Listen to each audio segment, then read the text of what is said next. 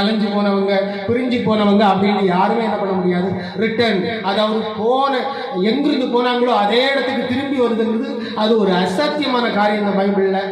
So யூதன் வருவான் வரணும், வந்தால் தான் பைபிள் சரியாக இருக்கு. அதனுடைய கணக்கு பிரகாரம் தான். ஏன்னா அது வானத்தையும் பூமியை உண்டாக்குன கர்த்தருடைய வார்த்தையாக இருந்தபடினாலே யூதன் மீண்டும் வந்தான்.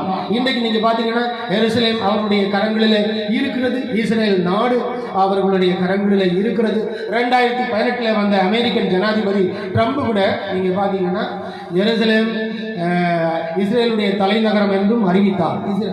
இஸ்ரேலுடைய தலைநகரம் என்று அறிவித்தார். ஆனால் இன்றைக்கு தொழில்நுட்பத்தில் ஜெருசலேம் அல்ல, இஸ்ரேலில் டெல் அவீவ் தான் ரொம்ப பெரிய ஒரு நகரமாக காணப்படுகிறது. ஆகையினால இதை குறித்த அடுத்த விஷயங்கள் அடுத்த பகுதியில் நாம் பார்ப்போம். சிந்தித்துக் கொள்ளுங்கள்.